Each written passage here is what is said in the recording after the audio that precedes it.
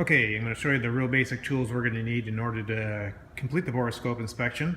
All you really need is just a 7/8 open end, 3/4 inch ratchet, and in here I have the torque wrench. That's the actual method that we're going to use to look into the engine cylinder. It's the only open portal that we have. Yeah, the first thing we want to do here now is we want to get access to the inside of the cylinder, as I was talking about.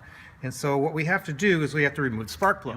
Okay, so we're finally to the money part here. We're actually going to borescope the engine. Down there is the money shot is articulating back. That's what it's going to look like inside the cylinder, going in and then rotating back to look at the valves. And when I come out, you can't keep it like that. It won't make it. So you got to let go to go straight out. So when you put the borescope in, straight in, yep, it's not looking at the valves? No, it is looking at the top of the piston. Doing my thumb here. This is your exhaust, and you can tell it's the exhaust by the one that looks a lot hotter than the other one. Yeah, this is your intake. Your intake's going to look a lot cleaner, and it's a little bit larger. The cylinder, and you can see cross hatching. So let's go over this real quickly.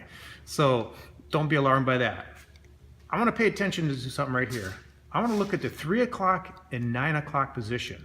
Okay, here I'm going to show you, we're going to do some additional borescoping here. It's kind of the advanced version. The piston's at the bottom, but we don't know if it's at the compression stroke or it's at the exit stroke. There, as I'm moving the prop, and as you can see, I am bracing the borescope. It's in the locking feature. That will be the first indication that you have a valve problem. So this is what pretty much it's going to normally look like. If you borescope over and over and over and find the same cylinder with a lot of oil in there, then it's time to be concerned. Bad. This trace of oil will run all the way back to the piston. A couple of things you got to be noted here. You only want to get the NICs on the bottom half, so you don't want anything happening up here. If you have an older engine with a lot of carbon, it may be a little bit tough. What you don't want to do is you don't want to just creep on it. You actually want to do a nice fluid motion. Make sure you do a general check before you put that cowl back on so you don't leave anything sitting up there. All right, thanks a lot.